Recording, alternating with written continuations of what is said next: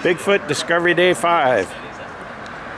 Here we are, Felton, at the Bigfoot Museum. Dr. Meldrum. My opinion, will close the book on Patterson-Gimlin film, and the skeptics will not be in a position to criticize it anymore unless they're willing to do the. Is this based on the site discovery? Well, it's multi-phased. I mean, we're utilizing his expertise in photogrammetry to do a photogrammetric reconstruction of the site that we compared with the actual survey of the site, and they definitely have the site. Yeah, it's in and that, and then of course using all his experience in the technologies and the history of creature costume making to test the prospects of creating a costume that won't mess even approach, Patty.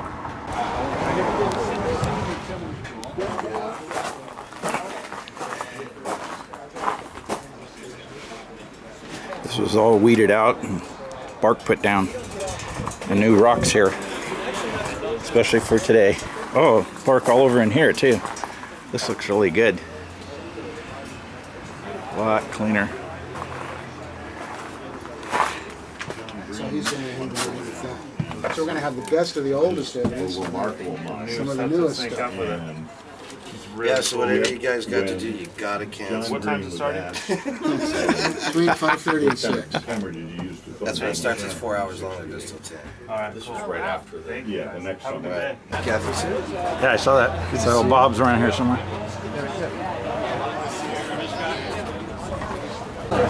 Barbecued hot dogs, $5. Daniel Perez. Yeah. Bob Strain, Ralph. I did. Well, I was going. I had planned a trip down to stay with Bill for a couple of days and catch up with what he's been doing on our project and making some plans. And it just happened to coincide that Mike contacted me and asked me if I would be interested in coming down to this at all or attending. I said, well, as a matter of fact, I'm going to be at Bill's, so why don't I just drive and then I can just loop up this way. So I just went to the library and got some CDs. I listened to the radio program Interesting book. of your story. Labyrinth. Radio The program. author of that book Very wrote interesting. another book called The Strain, and it's a modern take on vampires and an infestation where the vampires actually are the manifestation of this virus that causes these this metamorphosis of the DNA. They, instead of just making replicants, they actually fuse to the DNA and create a host organism. 12 hours just flew by. As I listened to this book, you almost hope that the trip doesn't end because you got one more chapter to get driving forward. Yeah, driving in circles. Nice to see you. I'm good.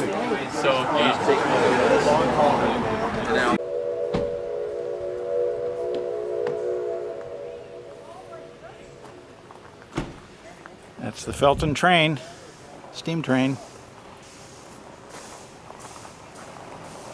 This is the resort where Bill Munns and Dr. Meldrum are staying.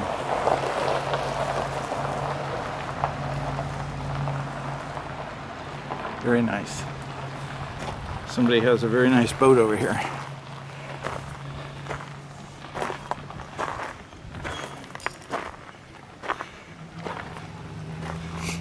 Smells like redwoods.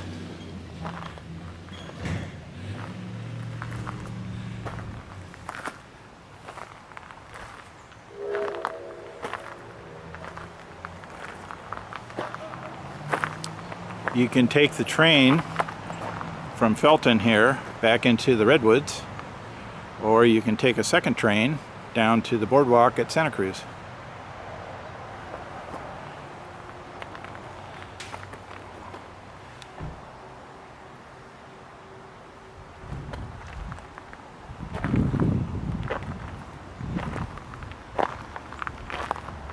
Go over here and see this is maybe the river.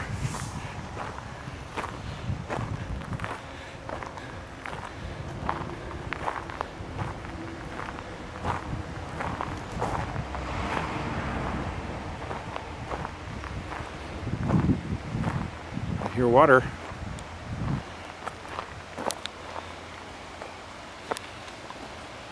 See if I can zoom in.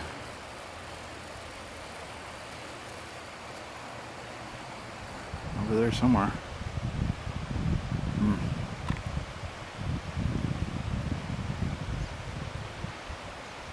Oh, there we are. Water.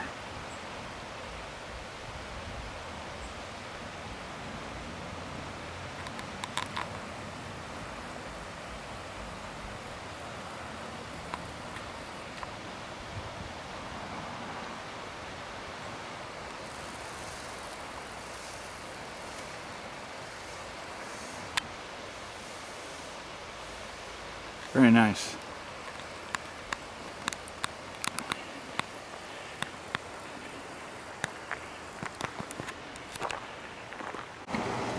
And it was scary. It was really scary. But they wanted nothing to do with us. They just wanted to make a lot of noise and move on down the canyon, like you said. The car is, where it honks, is about half a mile. So they were right in that range, somewhere there. Half a mile for what? From where I videotaped, where that car goes by and honks at them. Yeah. It's maybe a half a mile. It's really close. They were really close to us in the beginning, and then, like you say, she thought they got closer. She made a comment about 3/4 of the way that it's getting louder, they're getting closer. I'm just melting down, just kind of going, wow, this is a long one. I mean, it's really going on and on and on and on. And, you know, I kind of knew what he had going after a few minutes. Well, because the sounds were... What I was going to say was, if you look at the sound spectrum that I did, it starts out lower volume, because it's not as bold, the coloring, but it's also at a lower frequency. It looks like the frequencies come together and get louder and then start trailing off, like they're moving away. Yeah. And I don't know, when something is just walking, if Doppler effect would apply, like when a car goes by.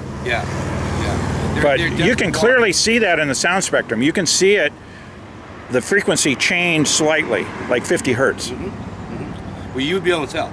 You know, for me, it would just, I'd have to hear it through my ear, but you can actually look at a spectrum and you'll see that. Well, I have no idea. I'm a hobbyist as well, and that's not a very sophisticated program.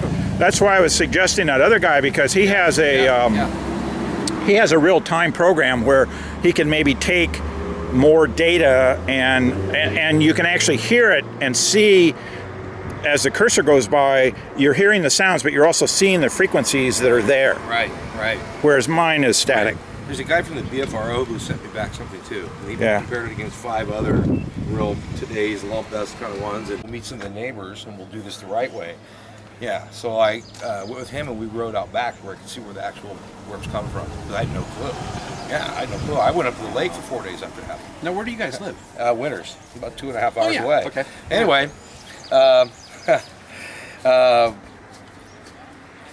lost my train of thought. Just telling about the story. First trip up, we were out back and we were fighting all these Forest Service roads. They've been closed down. That's the freeways. That's what they're running up and down on. There's tons of them back there. Huge.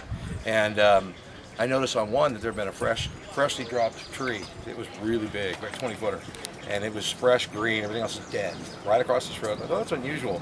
We'll just stop for a minute and go look at it. And notice it had been pulled over and had claw marks in it. And that was about 15 feet up. And I'm thinking, oh my God. He noticed it too. So then we looked down and sure enough, we found a huge footprint right next to it, the needles, which didn't, but it really, it was just like one of those huge ones. So that was real fun. He had a short time to go away. Did you start looking around? I documented everything. I have all the pictures. I definitely had the digital going, then 35. And we hadn't done contact. I didn't contact him at all. I went up there yesterday just for this. I wanted to go back and see if I could find that exact drop limb and cut section off the fingernails and clawed back. So all I did was take pictures of it. Great pictures though. And you would not believe, I forgot to say, the base of the tree had been bedded down on, like with a huge body, huge. So I pulled it down to lay on the base of the limbs and take its little nap. So I go up there yesterday by myself with my dogs, get to that spot, and as soon as I get to that spot, we all heard a yell. Just, the dogs do this little number, and I kind of look at the dog like, yeah, I heard it too, but we just shut the engine off. So I got the camera, got it rolling again, walking the trail. There is a bigger tree right next to the one that got dropped, pushed down, claw marks on it. I cut that sucker this time, brought it to show you guys. Cool. Yeah, oh yeah, it's in my trunk. Oh yeah, and my hair stood up. I couldn't find any real huge footprints like I did the first one.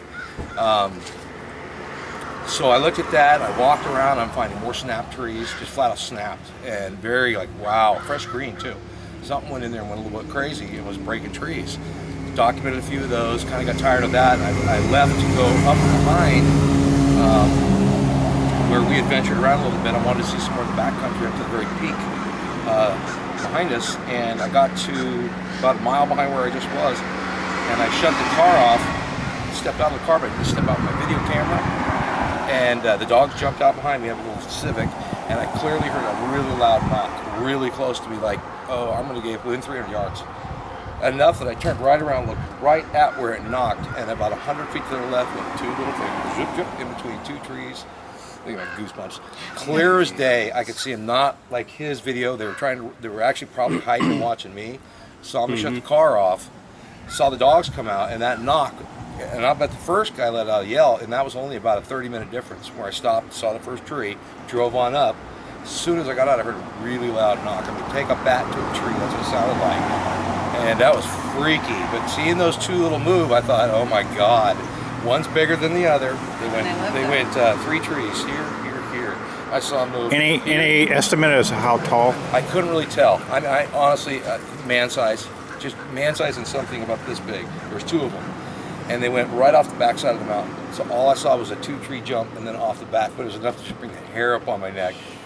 And here I have 11 knee surgeries and I got goosebumps. Artificial knee, and I hiked a mile up to go find that. I wanted to find exactly where the sucker was. It was just too hard on me. I couldn't really get up and in there. Yeah, so maybe next time. But the whole time my dogs were real birdie-like, really on the scent, especially when that tree was dropped and it bedded the second tree that was dropped. It bedded right on the same spot and the front of it. So when I went back yesterday, that was the second tree in the exact same spot. It was right next to it. I got them both pushed over. The one I saw at the end of July, 1st of August is dead now. It's just completely brown, the first claw. And the second one yesterday was pushed over within a day or 2. It's fresh. The limb's still there, fresh green. What's your name again? Ben. What's the video on YouTube called? Bigfoot Screams, longest audio in the world. Yeah. Because it's 15 minutes. It actually goes a lot longer than that. That's something I posted my I've Spectrum. seen it. I posted my Spectrum. Yeah. That and my Spectrum on Taser. Yeah. Oh, you did? Yeah. Yeah. And the dogs were great In the yesterday. past. When we found that down tree, they were really locking in on a tree about 20 feet away. I couldn't see anything, but he probably peed on the tree or something. Yeah. No, really. You know. Yeah. They were really they got birdie around that down tree. Anyway, that was an exciting experience yesterday, and to see some movement really freaked me out, because I thought, well, maybe it was deer, but deer don't move like that. It was something moving quickly, not running quickly, and not a deer. And before all this, you never gave it any thought? Or you thought it was bullshit? A thing. Before July 8th of this year, right, Susie? Yep. Oh, they're doing the round table. Let's do it. They're yelling at him basically. Come around and look at it right side up. So did he play the screams already? Did he play the screams? Did you get them on No, but they're on the video.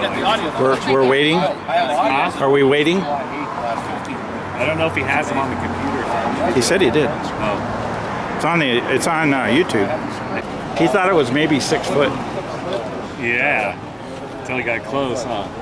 I don't think he's gotten that close yet.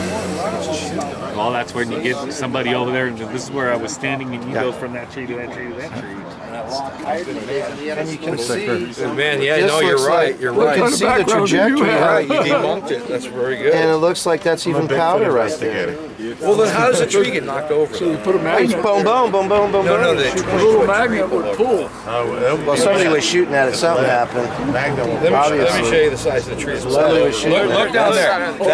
That's lead and that's gunpowder. I understand that part, but nailed look at the size of the tree. Last summer we went.